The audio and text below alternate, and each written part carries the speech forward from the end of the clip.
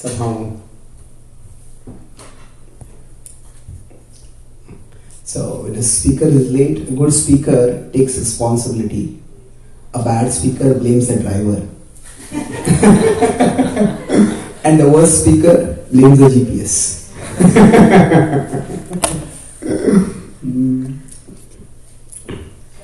So I'll speak today on the theme of destiny. And the theme we'll be discussing is, does destiny leave room for free will and for responsibility? I'll speak based on the Ramayana, and I hope this is visible. Maybe yes. there also. Okay, it's visible. So let me see if we change this. Is this better? Yes. Turn the kitchen lights on. Okay. So we'll be discussing that first of all, are some things destined?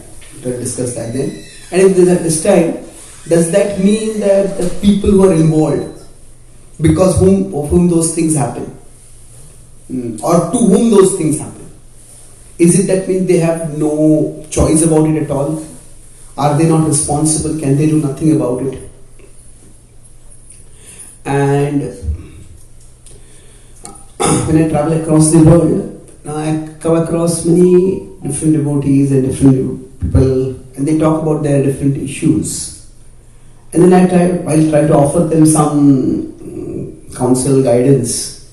I also try to see how there are situations that may be similar in our scripture. So, for example, say two people have a conflict. Two people have a misunderstanding. It could be within a family, it could be within the community, it could be between two leaders. And then you can see that almost this thing happened, this thing happened, that thing happened. And almost things seem to be moving in a way as if it was destiny. And then you can say, was this conflict just unavoidable? Was this confrontation? Was this breakdown just unavoidable? So sometimes when something happens, after that some devotees, some people in general also I've seen, those who say, it was only destined, what can you do about it? So to what extent that when things happen, can we say that they are due to destiny? Okay. So before I start, let me begin with a question. So, how many of you have heard of the word destiny before? Okay. Others have not heard of the word destiny? I was giving a class over there. One person sitting right in front didn't raise the hand. Have you not heard of the word destiny? He says, it was by the will of destiny himself. It's having fun. But basically, okay, so if you have heard the word destiny, let's begin by, let's share your understanding of what do you think destiny means. Any thoughts? What is destiny? Pre-programmed life. Pre-programmed life. It means you are saying that destiny means that our life has been programmed beforehand. Okay. That's a disturbingly precise definition. I will explore it, all of it. Yes, please. I heard destiny is the height and will is the weight. Okay, it's example. So you could say, okay, so we could say, so destiny, what you're trying to say is, it's a good example. Destiny. So we can say that destiny determines our height that we can't change. But then our free will that determines our weight. So that means there are some things we can change and some things we can't change. Mm-hmm. So destiny, what you're saying is, it does leave some room for free will. So it does not control everything. That's a good example. Yes. Destiny is that part of our Sanchita Karma, what is Prarabdha, that we are going to work out in this particular life. Okay. It is a good answer that raises more questions. Okay. So it's like you're saying Sanchit Karma, part of Sanchit Karma which is Prarabdha. So it raises multiple questions about what is Sanchit Karma, what is Prarabdha. But so basically we have a stockpile of past karma, and out of which the Prarabdha is a part. So you could put it this way, that we all carry some baggage with us from the past. And so some of us have check-in baggage, some of us have carry-on baggage. More or less. But then within that, there is something which comes to us. So the overall baggage is Sanchit Karma. And something from that which comes out to us in this life, this is the Prarabdha. And you are saying this is destiny. I won't go to technicalities, but definitely we'll try to explore this. Anything else? Yes, please. The amalgamation of endeavor plus divine intervention.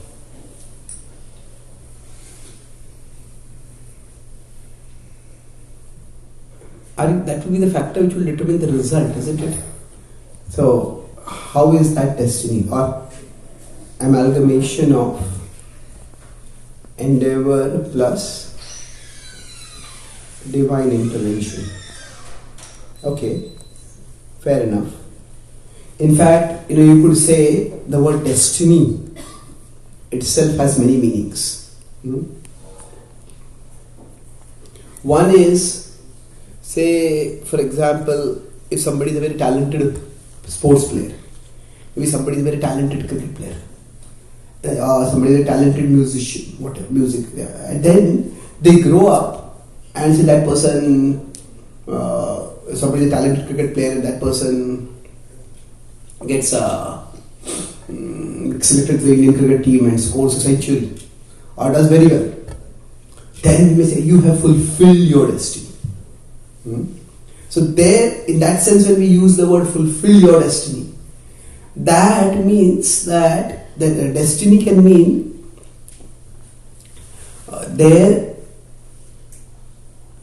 that which was potential.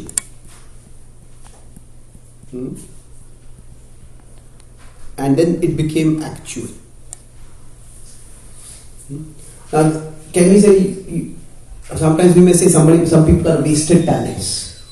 They have a lot of talent, but they don't have much discipline. And then they don't really do well in their lives. Then we say, you have so much potential. We may not necessarily use the word you have not fulfilled your destiny. But destiny is beckoning you, destiny is calling you. There's so much more you can do, use in that sense. So we were using it in the sense of that which is meant to happen.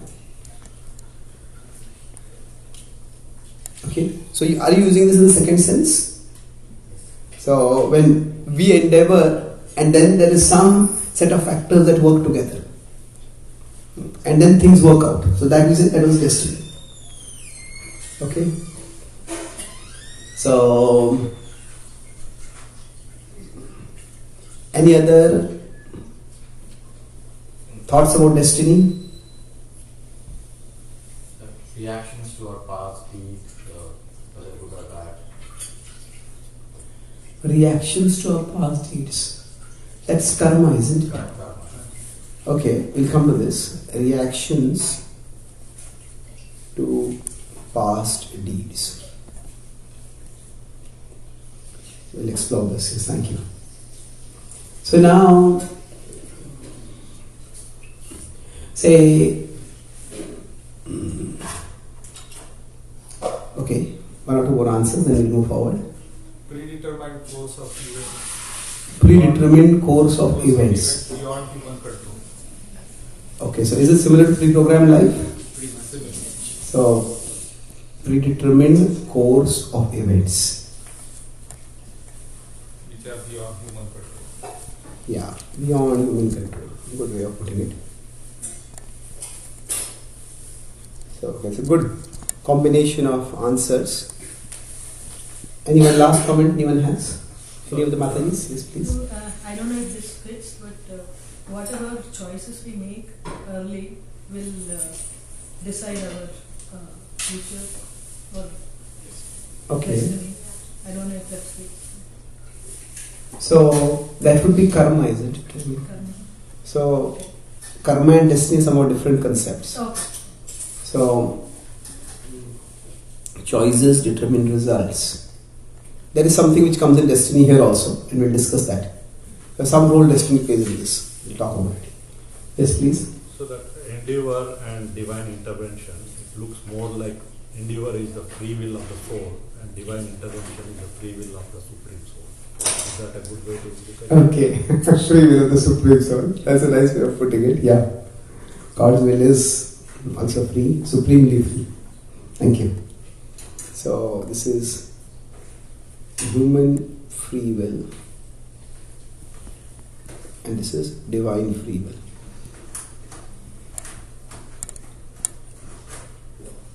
Yes, please. Something that's not in our control, we might want to be having it or not, but still we have no control over it. We have to.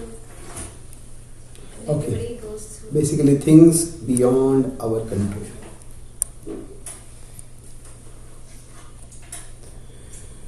So, yes, thank you. These are all very good points. You know, my encounter with this concept of destiny happened right in my childhood.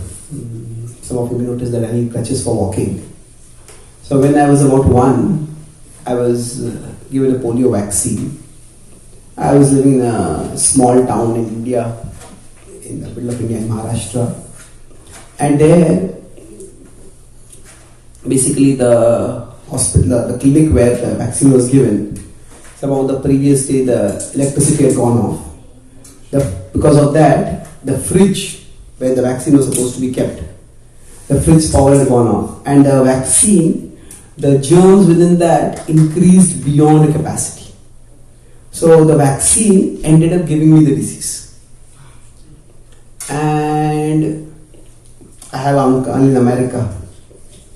I don't remember any of this, I was just less than 1 at that time. So when he came to know about this, the first thing he said, you should sue the doctor. But then my father is a very stoic kind of person. My father said, what is the use now? It's already done.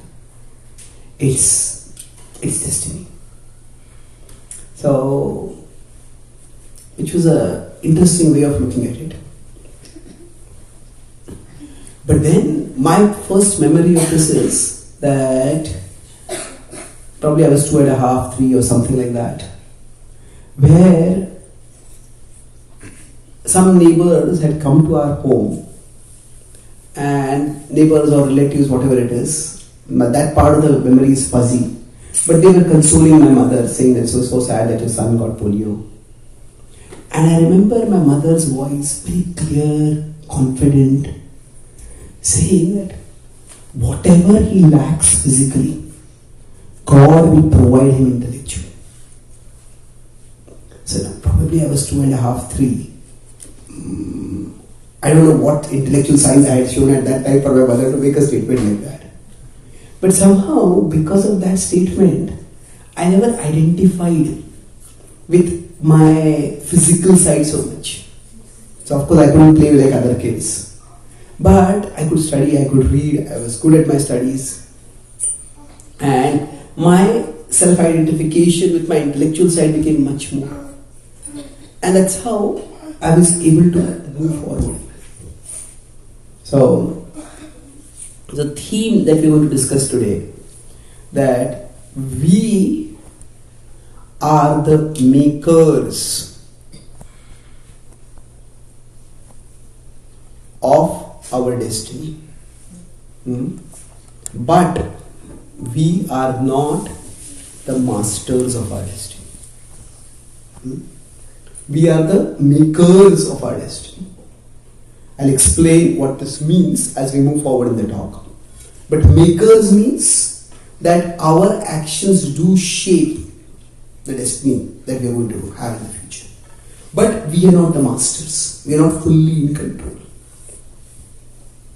So I'll discuss this based on the Ramayana. And then we'll come back to how it applies in practical life.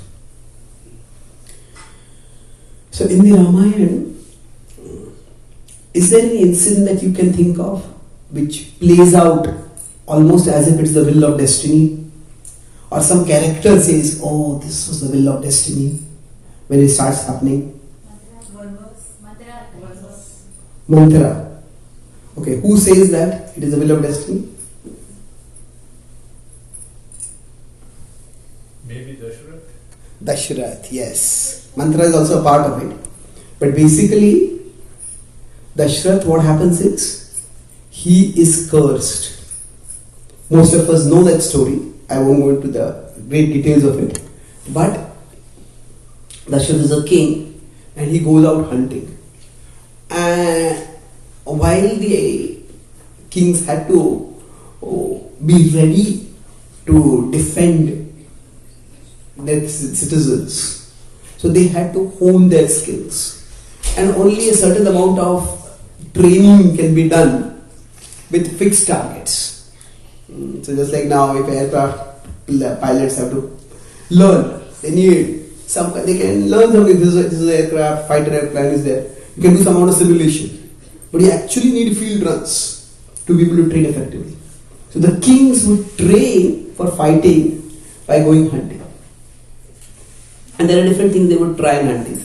So one of the particular skills that Dasharatha was trying out at that time was the skill of attacking only by sound, of shooting a target, because it's not necessary that when we are fighting, the enemy will attack from the front. Sometimes the enemy may attack in the dark. So we can't see, so we have to be able to detect by sound. So he was practicing that skill, and he had chosen a desolate lake, a desolate part of a forest where there were practically no human beings in that area.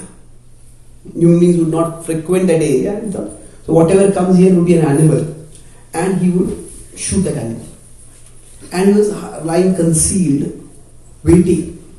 And then he heard the sound of water being lapped up from the lake. And within a twinkling of an eye, he just took a bow, rose his bow and placed an arrow and shot. And then when he shot, he could hear the sound of an arrow thudding into flesh. And there was a moment of exultation. Yes, he had hit the target. But that exultation turned into utter horror when he heard not any animal screaming, but a human sound. He jumped up and ran, and he saw there was just a young boy over there. And then that boy said that in the last breath he said that I was carrying my blind parents and they were extremely thirsty, so I came searching for water over here. Can you please go and give them the water? So, and saying this, he just left his life. So at that time, this boy was, what was his name? Shravan Kumar. Yeah. So then Dasharatha Maharaj did that.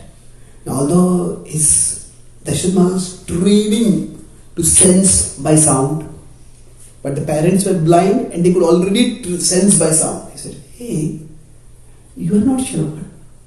They could sense by the very footsteps, by the very demeanor that they could sense. And he told them what had happened. And they were so aghast. They said that the father was like a sage, and he said that for the king is meant to protect citizens, and you have killed my son who was our only shelter. What is the point? We will not be able to live without him. We are going to die. And with heartbreak, they decided to end their lives. But then before that, he cursed him, saying that for the pain that you have caused, I curse you that you will suffer similar pain, and you will die in separation from your son. Thus the sage did not say this. Sharon's father did not say it as a mood of anger or vengefulness. It was more in the sense of you need to account for what you have done. So, now this has happened many years ago.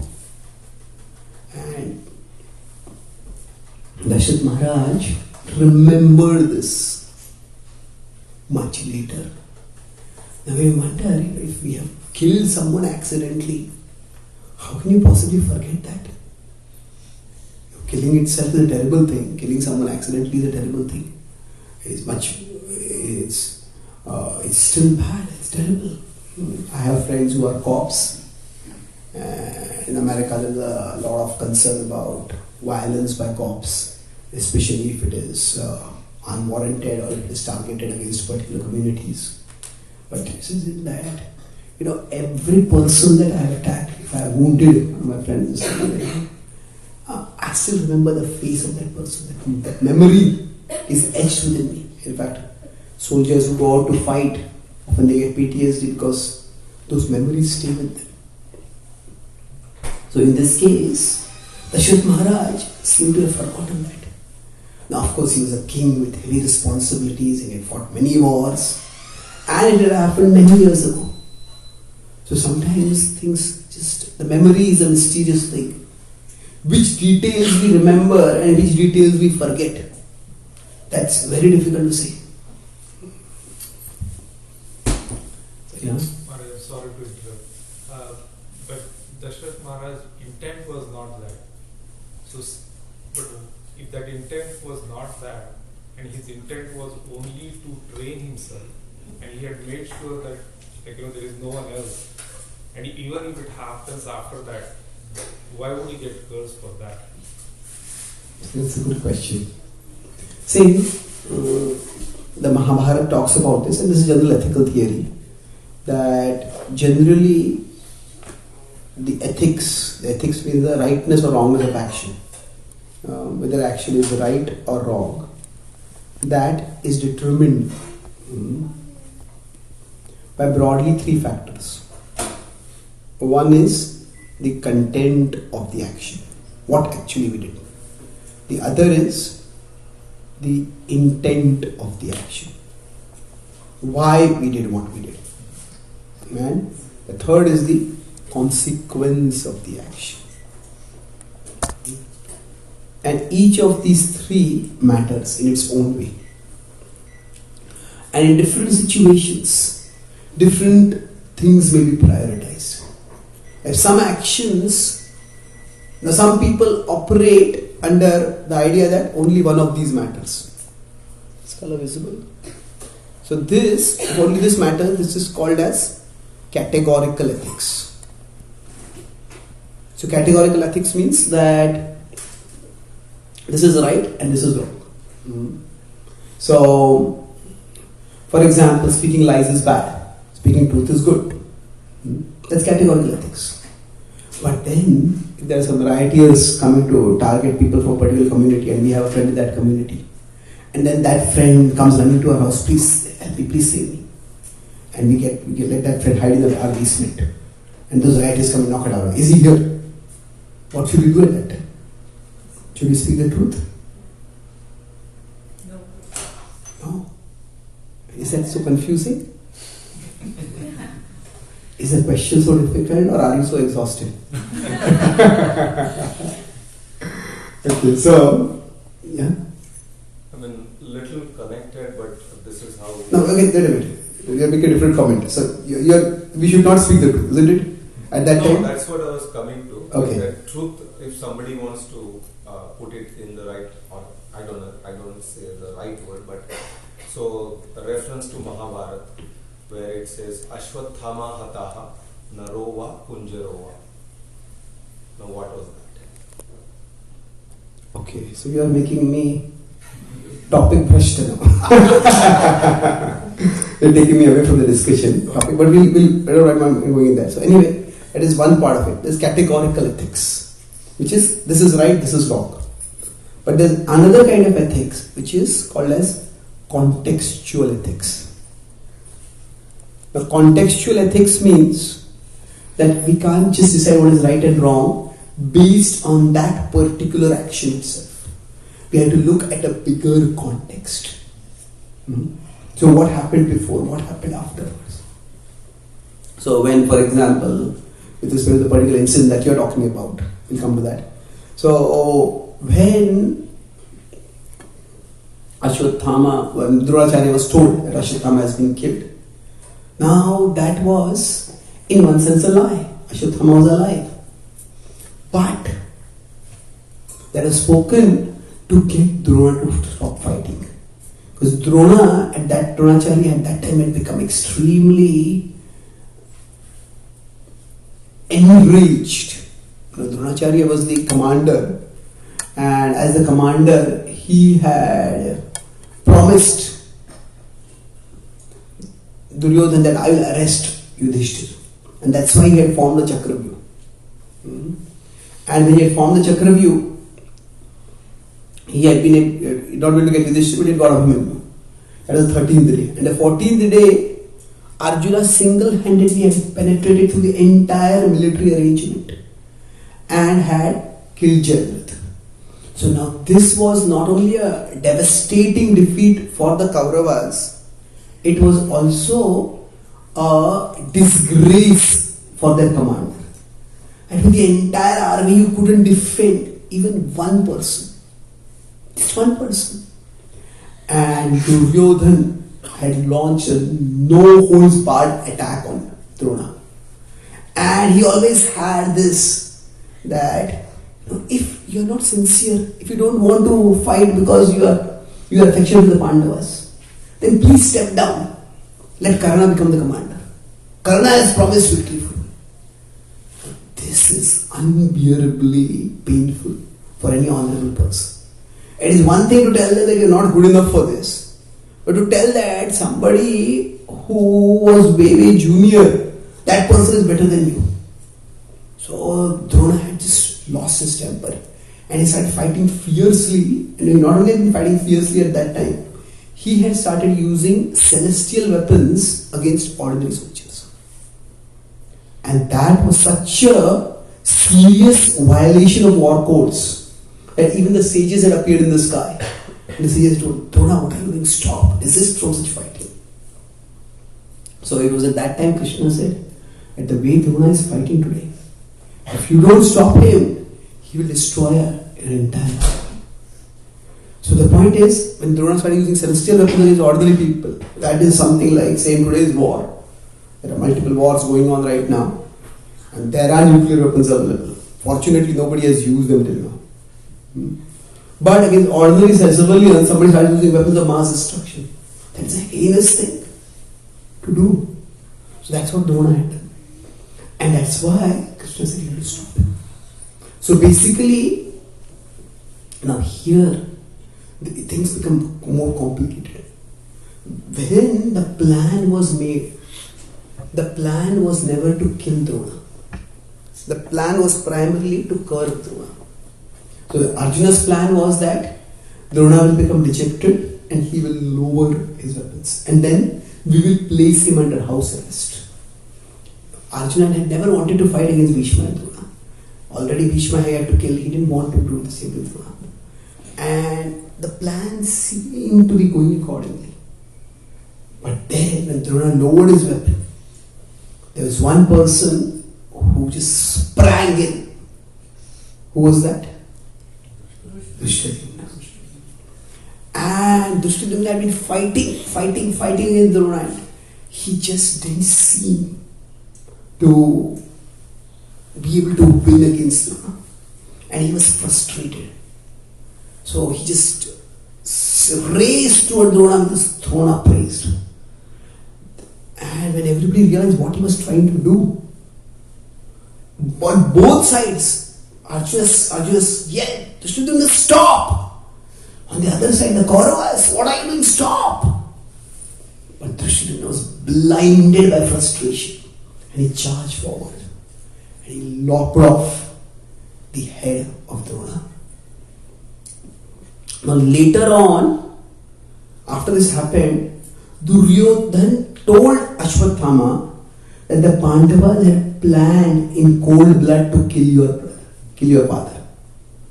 And that is why eventually Ashwathama said, you killed my father when he was not conscious, I will kill your sons when they are not conscious. Or I will kill your entire army when they are not conscious. In fact, I will kill you when you are sleeping. He didn't know they were their sons. So he thought, you deserve this. So the thing was that in this case the intent was not bad. If you look at the bigger context, they wanted to end the war. At least they didn't want Drona to do further terrible things and harm their army. But the intent might be good, but sometimes the consequences work out terribly. Now sometimes life happens in a different way. The intent might be bad, but the consequences come out good also. So life is complicated. So in categorical ethics, basically there are two further sections in this. Now, this terminology is Western, but the principles are very Vedic. One is consequentialist ethics. That means that we look at what is the consequence and then we decide that if this consequence is good, then we should do it. And Krishna also talks about it at times. When he says, for example, that Utsideyur me loka nakuryat karmachetaham sankarsa chakartasam upahanyamima praja. So Arjuna, if you do not fight, then everybody will follow you. And if people follow your actions, then society will go into disruption. And therefore you should do your duty of fighting. You can look at the consequence. And Krishna does based on the consequence, don't fight. So this is 3:22 to 24.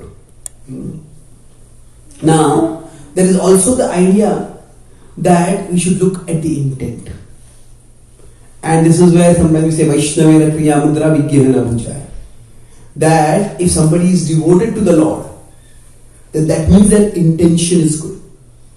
And if their intention is good, even if they do something bad, we shouldn't criticize them. So, this is where the intent, this is some in Western terminology is called as virtue ethics. That we look at the virtuous nature of the person doing that action, and therefore we say that that action is not wrong.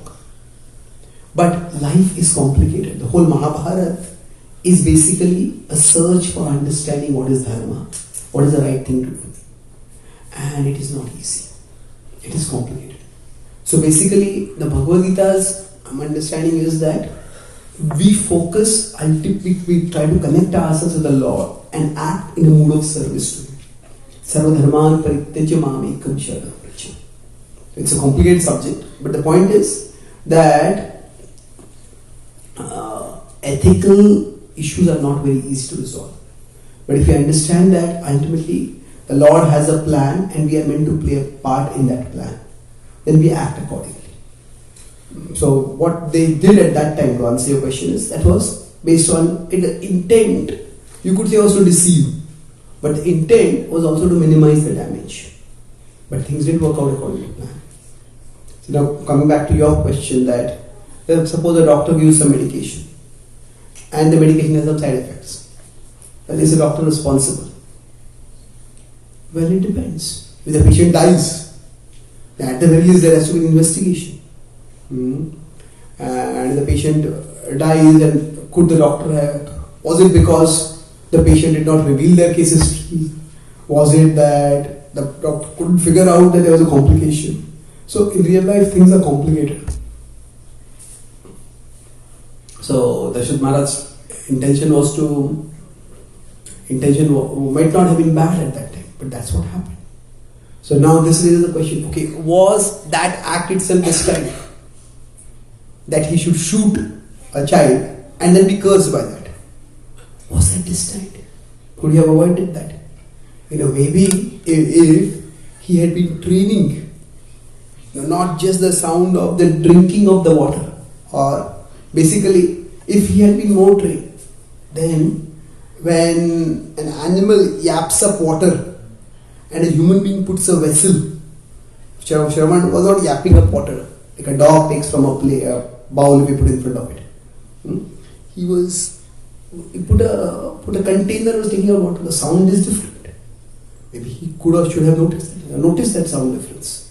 So exactly what was the degree of culpability, that can vary. There can be a debate about that. So generally speaking, when some bad things happen, or when some mistakes happen. Mistakes can be because of various causes, and we can't really very precisely determine what was the cause of the mistake. So we have to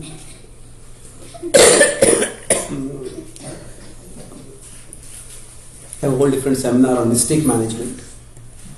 So basically we have to try to become as fit as possible.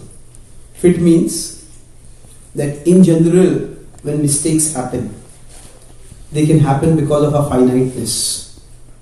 We just don't know enough. None of us can know the future. So those mistakes which happen because of finiteness, like a doctor gives a prescription and it has some side effect.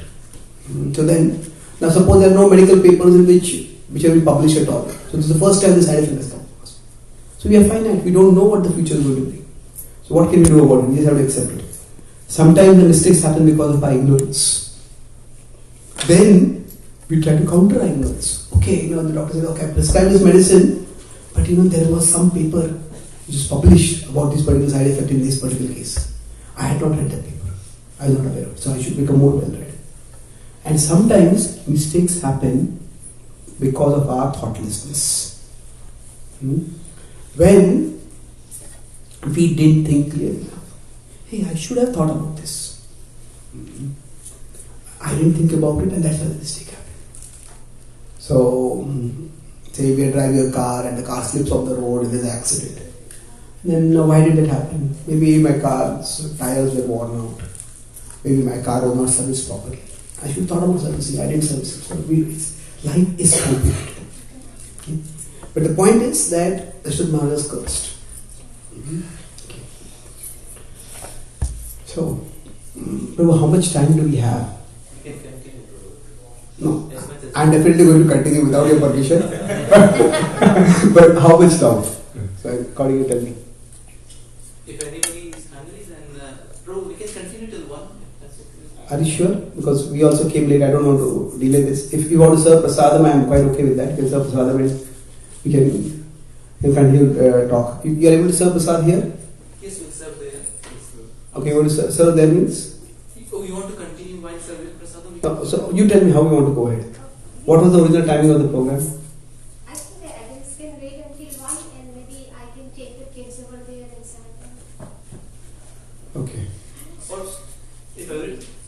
how many of Or we can take a few minutes break and you can serve the prasadam and you can come back here and we can continue. Are we okay with continuing till 1 and we all honor prasadam at 1? Is that Yes. See, when you ask a question like that, those who have to want to say no can't say anything.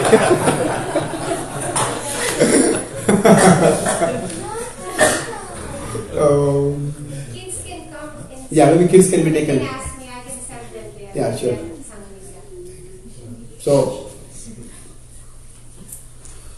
So those of you who are feeling hungry, please don't hesitate anyway. Please, you can go ahead and have the food.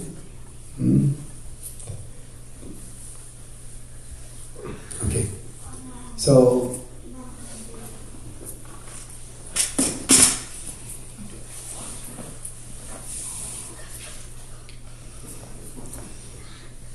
we have gone in a different direction, and I'm not able to cover the whole whole topic today. But let's focus on what we're discussing right now.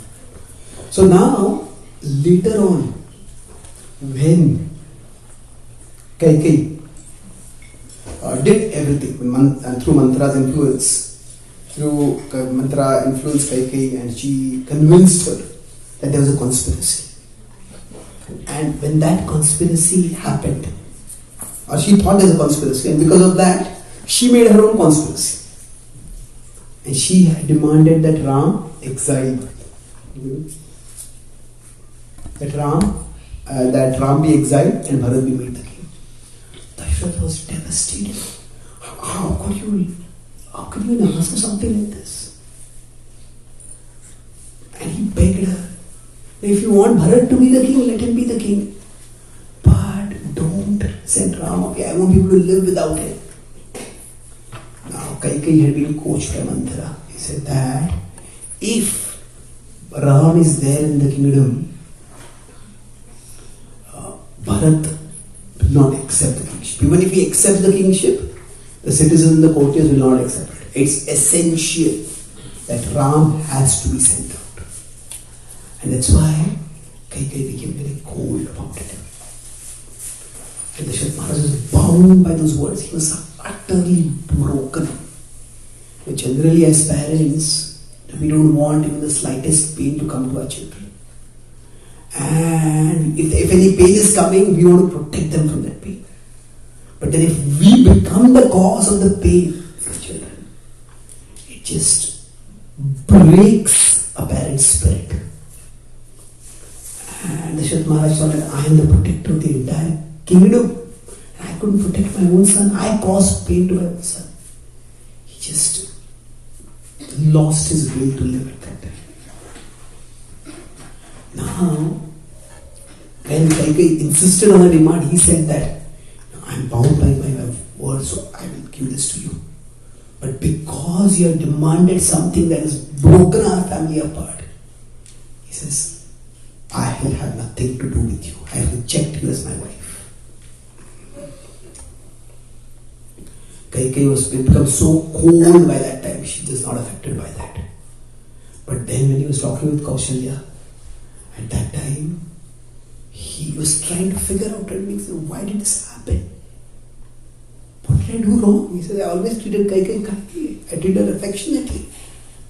More affectionate than anyone else. Why would she do like this to me? And that's when he remembered the story. When he was Kaushalya, the wife whom he had neglected all this time, she was there at this time to support him, to be with him. And then he told this incident. It had been such an embarrassment for him that he had not told it to anyone. And he said, that curse is now coming true. Kaushalya was horrified. And she heard this. She was distressed. She was horrified. Distressed that all this had happened and she had not been told about it. Horrified at what it meant. And then it meant that Dasharatha was going to die. And that is what eventually happened. Dasharatha passed away. So now this seems to indicate that curses, we could say the curse was in one way destiny. The curse was, this was supposed to happen. And it happened. So does this mean that Kaikeyi is not responsible? That Mantra is not responsible? What do you think? They are responsible. They are responsible. They are responsible. Thank you.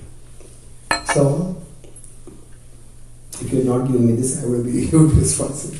I got a little cough. Thank you. So the thing is that destiny, even if we say it's going to happen, that may be fixed. But how it is going to happen, that is not always fixed. What do you mean by this? That, see, generally, I'll talk about 3 principles, broadly speaking, and then we'll try to wind up this discussion. So first is, we talk about this general principle of karma. That if there is action, there will be a certain result of that action, there will be a certain reaction to that action. And say, if the action is of unit 10, then the result will be also of unit 10. Say if you push someone, they move backward. If you push them forcefully, they fall down. So the magnitude of the action determines the magnitude of the result. That's the general principle. However, real life is complicated. Say if you push someone and say that person is physically handicapped and we don't know that, you just give them a gentle push and they fall. Then what has happened is our action might only be 10, but the result might be 100. And say we push someone and that person is physically handicapped, they fall, and just behind there happens to be a pointed stone and they fall and crack their head on the stone and they get brain hemorrhage. There, our push might be just 10, but the result is 10,000. So now, sometimes this happens. Sometimes a small mistake leads to a catastrophic consequence.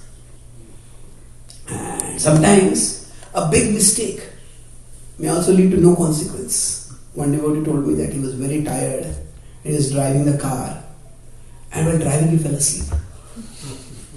And he was going to the temple. He was telling me in a very different way. He told me that I had to go early in the morning for Mangal Aarti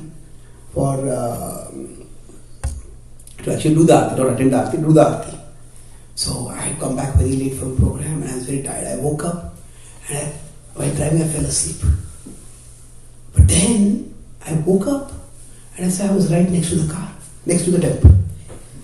And he said, this is Krishna's mercy. I said, well, it may be Krishna's mercy, but don't expect it to be repeated. Isn't it? If we are so tired, then we should not be driving. We cannot demand. Sometimes what may happen is, the way karma works, is that sometimes our action might be 10 and the result might be 100. On the other hand, sometimes our action might be 100 and the result might be 10. So why does this happen? Because the results of our actions are not determined by our present actions. Basically, there is something from the past that is also contributing to the result. So, the present small action plus the past big action, they both combine together to give the result. Like if say, we go to supermarket and we have a credit line over there. Each time we go buy things, we don't have to pay anything over there. And one day we go buy a $10 thing, and then when we are going out at the check-in point, we get a bill of $100. I have only $10. No, you have been buying throughout the week, and that's why it's $100. So like that's why Gahana Karmano. So the point is that present actions combined with past actions lead to the results. Now sometimes it may also happen that the past actions could contribute in a negative way. Negative means what? That they may basically cancel the results of our present actions. Say for example, now normally we say that if people smoke, they'll end up with liver issues. They will get liver cancer or other liver diseases. That's true. But it's also possible that if some person is young and healthy, some people by their past karma, they have a sickly body. Some people by their past karma have a very robust and healthy body. Now some people, they eat a little bit imbalance in their diet and their just health collapses. Some other people, they treat their tongue like a conveyor belt.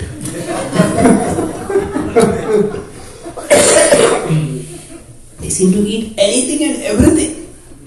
And yet, they don't seem to gain weight, they don't seem to lose their health. They seem to be perfectly fine.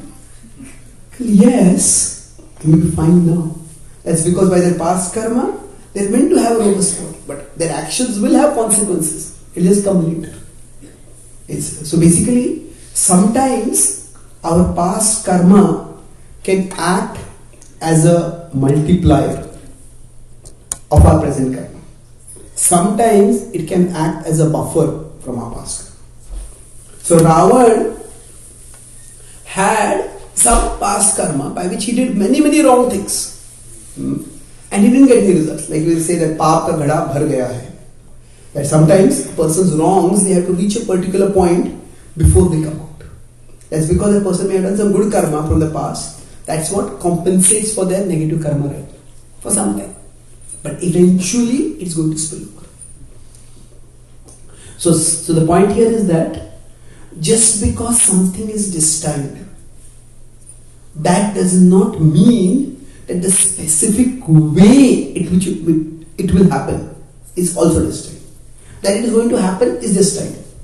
But how it is going to happen is not necessarily destined. So, for example, say somebody by their past karma is to meet with a road accident. Let's assume karma is not that simple, but let's assume it that way. Let's take it this way. Now, if they have trained themselves to drive very carefully, then they might still meet with an accident. Maybe their car's brakes fail or their wheels skid or whatever. But because they have been driving driving safely, driving at reasonable speed, so even if the car skids off, the accident may not be that terrible.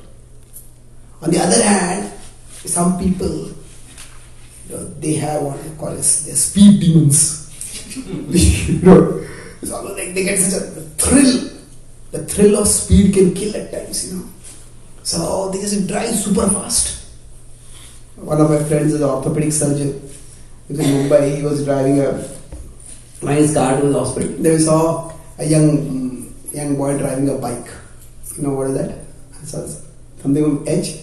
Harley Davidson, something like that. So maybe something like that in India. And somehow bikes seem to have something which, as soon as people sit on a bike, it seems that speed demons possess them. There's some kind of thrill you get in driving very fast. So it's going zigzag, he was going all the way. And finally a red signal came. And then that young man stopped. And then this devotee pulled his car over next to him and he rolled down the window. And he took out his card. He says, I'm an orthopedic surgeon. We are going to need my services soon.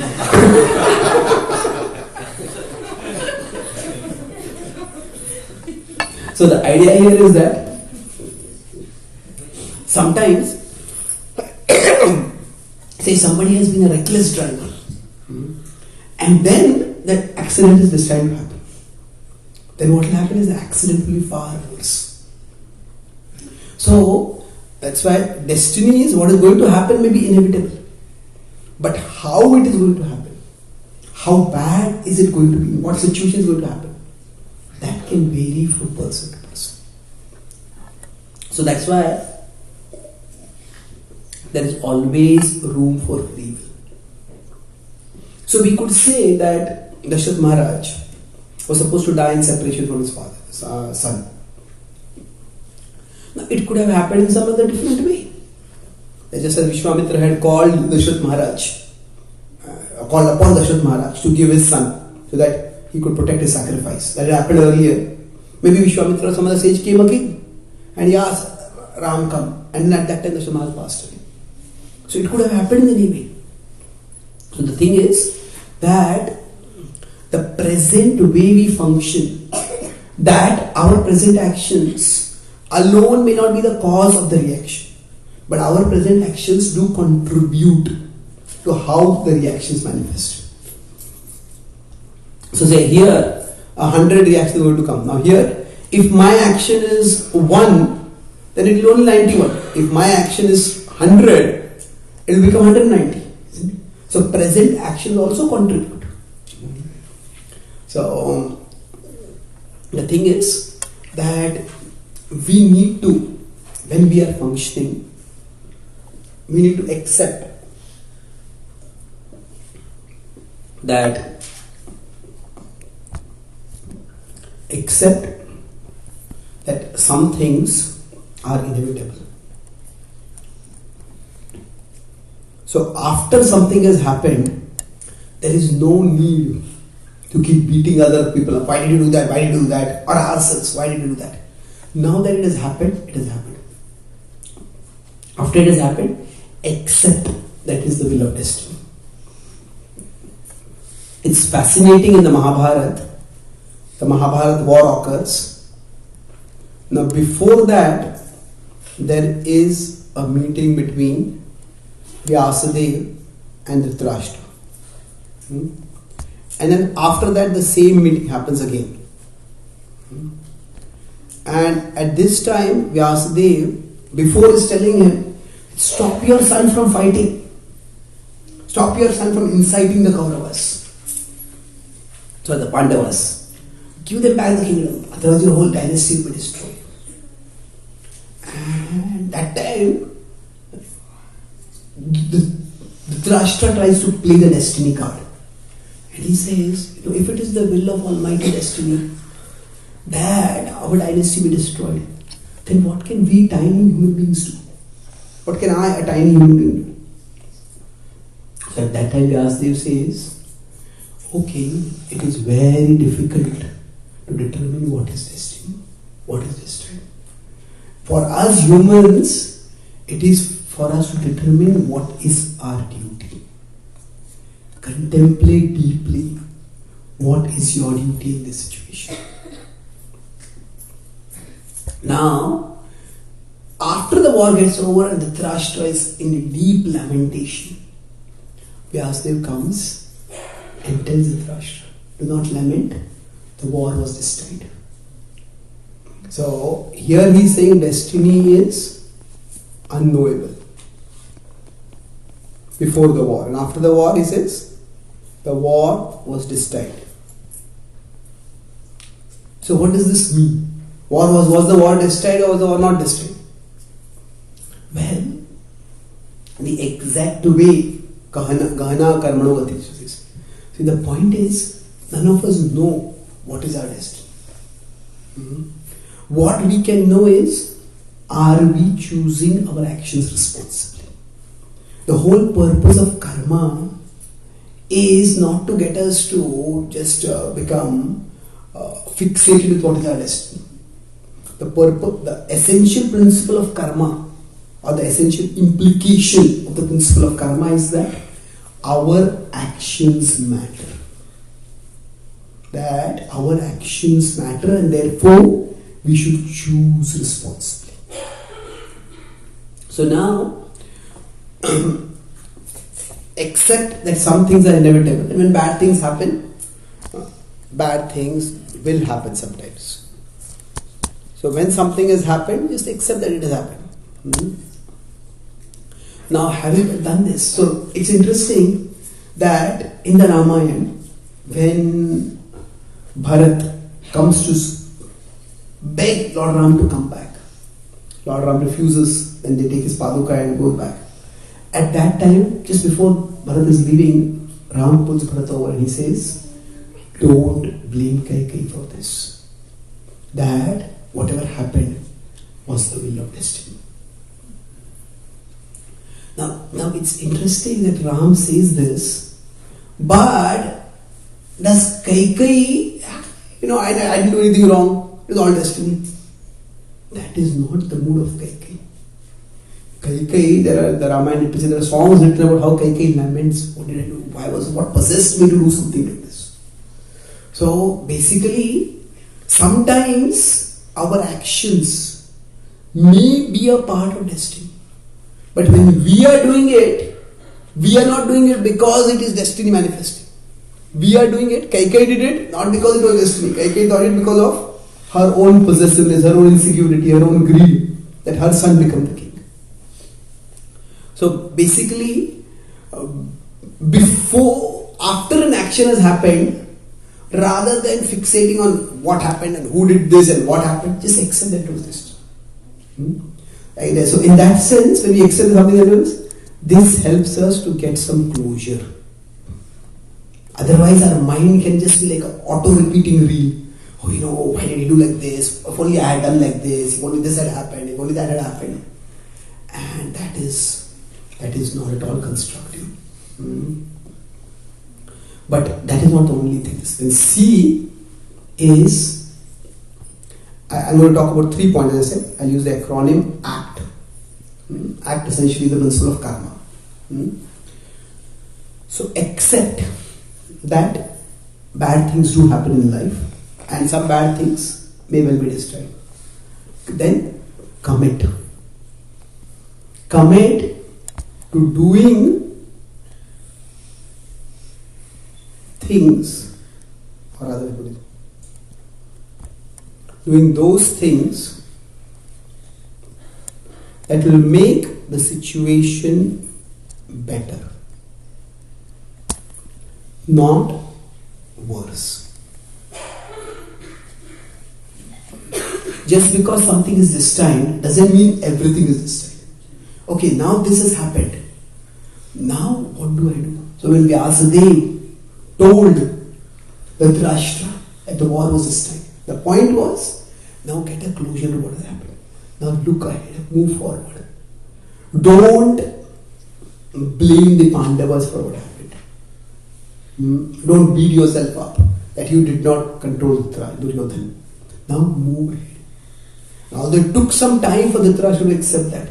Eventually he accepted it, and that is when Vidura came, he was able to receive the instructions from Vidura. So from Kaikeyi's point of view, she did not repeat that action. She did not, while 14 years Ram was in Vanvas, she did not somehow try to pressure Bharat or allure Bharat. Now you are king, stay on the king. She was there along with Kaushalya to welcome Ram back when he came back. So she repented what we had done. So, okay, commit to doing, now that this has happened, what can we do to make things better? So, as I said, some things may be destined, but we always have free will. And in this particular situation, what can I do to make things better? So I met one devotee in Florida who had a similar situation. So this devotee's daughter, and she was in a mother's womb, the doctors made some mistake. And because of the doctor's mistake, she had a lot of neurological damage, and she was born with severe cerebral palsy and other things. So then at that time, when this happened, he wrote to his spiritual master. He said that, should I accept this as karma and let it go? Or should I sue the hospital? So his spiritual master wrote back and told him that even if you accept that what has happened is karma, for your personal situation, accept that it is karma. But for your future, if you can get some support from the hospital, then you do whatever is required for that. So karma, the philosophy is karma is meant to help us make peace with the past. It is not meant for passivity about the future. So then he sued and the doctor. There was no denying that the hospital was negligent, and they gave that some fairly good settlement, and he has got, his daughter is taken care of for life now with the insurance or whatever settlement claims. Now when I talked about this with my father said, in India, both of us would have died before a court case came for hearing also. So sometimes we just have to function according to time place circumstances. So commit to do that which will make things better, not worse. So now what that will be will vary from place to place.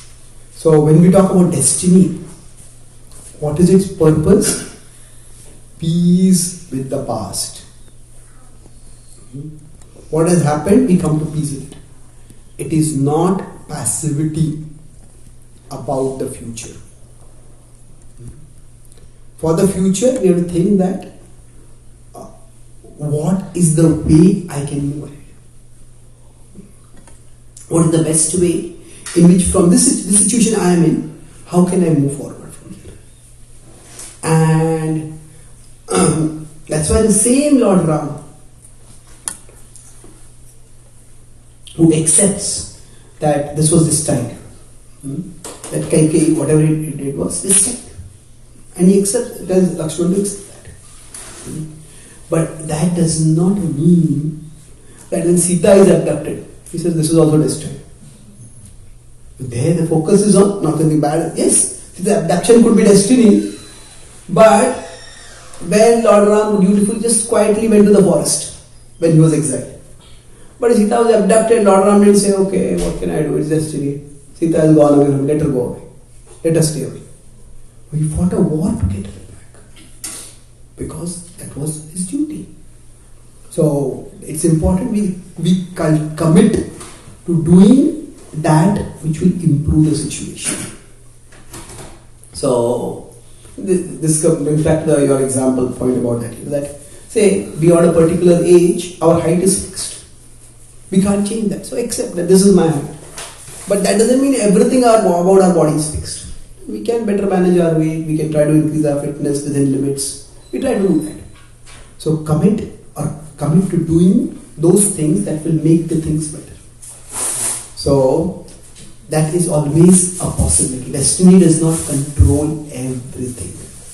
Destiny controls some things, but destiny always leaves some room for free will. And that brings, so the Lord Ram, what does he say when he is going to the forest? He tells the citizens, tells the courtiers, Dasratha is your king, that please, if you want to please me, don't follow me into the forest. If you want to please me, serve the king. Don't hold him responsible for what has happened. He tried to maintain the harmony in the kingdom, in the family. Now that it has happened, don't make things worse. Try to see how we can make things better. Like some people fall sick, and all of us fall sick at different times. Some people may be hospitalized and sick for a long time. Now some people, when they fall sick, they just complain and they grumble and they criticize their caregivers. And what happens is, they make their caregivers sick of them.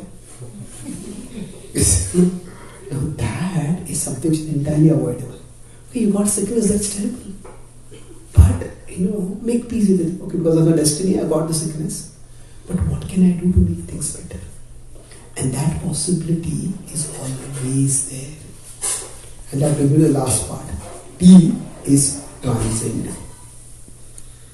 Transcend distress by absorption in the Lord, by spiritual absorption.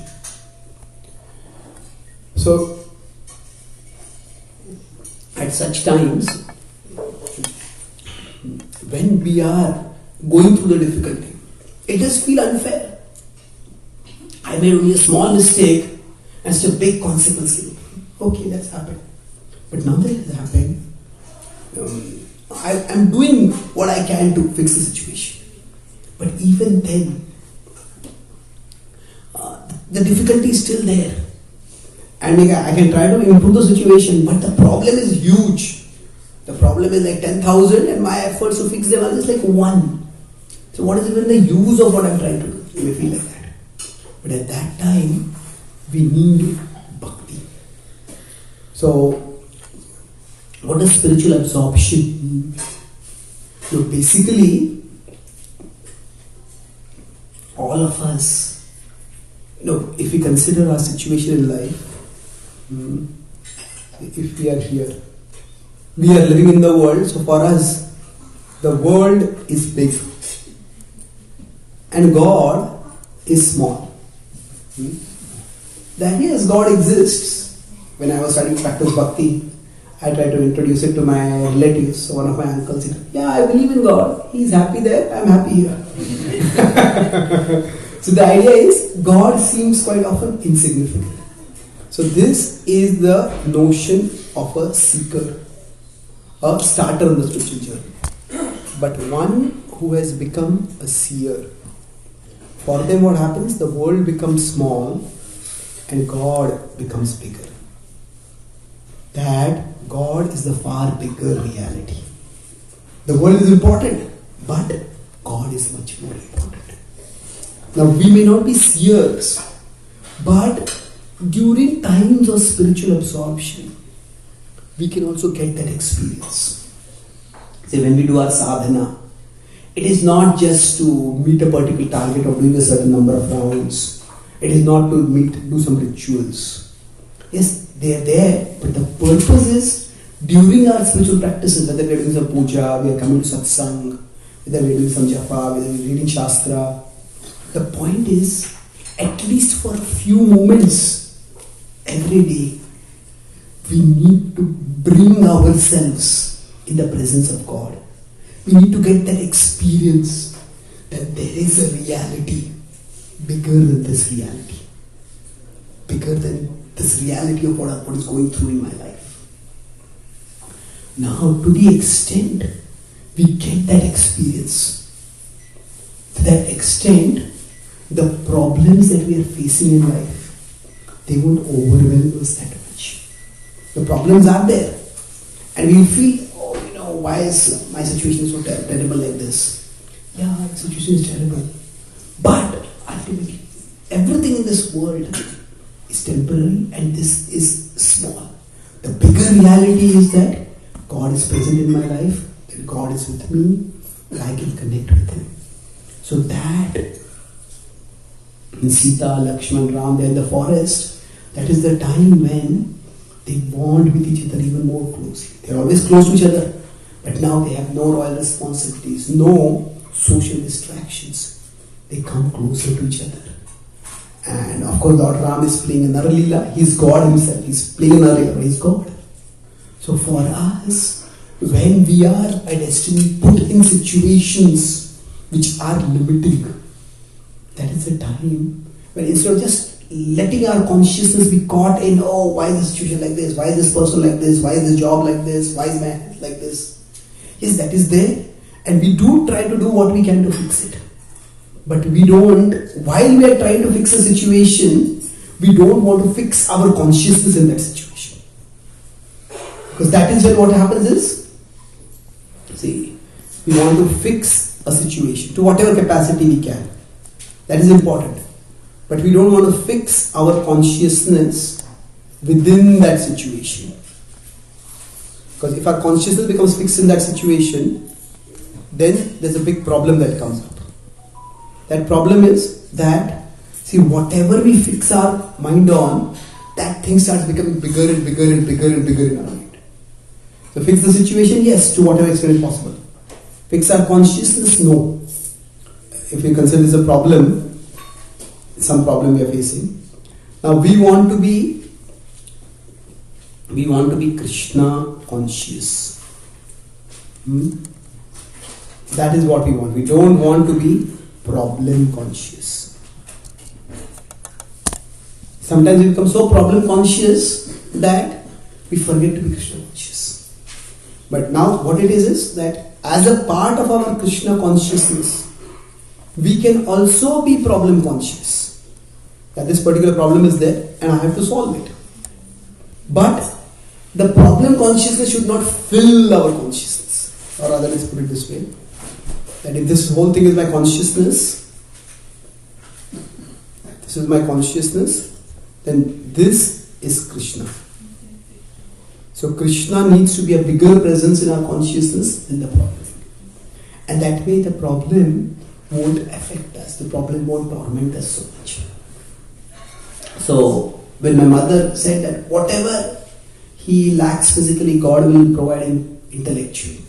Now for most of the years of my life, or at least for the first 22 years, I focused on the intellectual part. And I identified myself in the intellectual part. But when I introduced Prabhupada and his books into devotees, then I started thinking, God has provided. God will provide intellectual. So that God consciousness that came. And then the Krishna's mercy, whatever intelligence I have, I'm trying to use it in Krishna's service. But the focus was that my mother gave me the foundation that don't be so problem conscious. We focus on doing what we can to make things better. And then if you have Krishna consciousness, then it becomes much more easy to pass through that difficult phase. So for us, destiny may always be there, but that does not mean that there is no scope for free will for us. There is scope for free will, and especially if we connect with Krishna, then that scope becomes even more, because we can connect with the bigger reality and thereby go beyond the situations. So I'll summarize what we discussed today. So, destiny and free will, that was the topic we were discussing today. Does destiny leave scope for free will? And we discussed in the beginning various definitions of destiny. But the first key point that we discussed in terms of when things happen, destiny can mean what is meant to happen or what has the potential to happen. So we discussed how when we do a particular action, it's like our present action, and then there is a present result. Now the present result doesn't come from the present action alone. It comes from a combination of present action plus past action. So now, destiny, when we use the word destiny, it can refer to this, it can also refer to this. It depends on what context we're using it. That we have a package of karma from the past that is destined. That's why the theme which we discuss is that destiny is fixed, but how it unfolds, unfolding of destiny, that is not fixed. And then in that connection, we discussed about mistakes. So when we discussed about ethics, what are three factors in ethics? There is action, or there is the content of the action. Can you remember the things? Intent of the action, and then there is the consequence of the action. And in respect to ethics, we discussed two categories. There is categorical, and then there is contextual. Contextual means look at all three things. And in contextual, there is virtue ethics, and there is consequentialist ethics. So basically, the point is, what is the right thing to do is often very difficult to determine. But the key point is that when mistakes happen, we need to look at the cause of the mistakes. Could be what? Fit, does anyone remember the fit acronym? Finiteness, ignorance, and then thoughtlessness. So basically, when we discuss solution, so how we deal with destiny, what are three things in it? ACT, I discussed the acronym. So A was what? So to deal with destiny, accept that some bad things may happen. Accept that bad things happen. Now sometimes we may not be able to determine the cause. So this accept is broadly connectable with the finiteness. We don't know in advance what baggage we are carrying. We don't know in advance what consequence will come from each action. So accept that bad things do happen. And see what's? Commit. So commit to what? Commit to making things better, not worse. Do the things, to choose those actions by which we can make things better. So this is for coming to peace with the past. But we don't want to be, when commit, either that ensures that we are not become passive about the future. We don't become passive about the future. Because we are committing to doing that which we can make things better. And the T was? So commit is basically to counter ignorance, okay? What was it that I did wrong? How can I fix it? T was? Transcend. So transcend by divine absorption. So when we transcend, what happens by that is that the present becomes bearable. Because if my only consciousness is, oh, this terrible situation has come on me, it's so unfair, then we will just become problem conscious. But when we understand that there is a higher reality and that is there within us, so then Krishna becomes the bigger presence in our consciousness and the problem becomes a smaller presence. And in that way, we can have a healthy attitude towards past, present and future by properly understanding this. Thank you very much. Hare Krishna.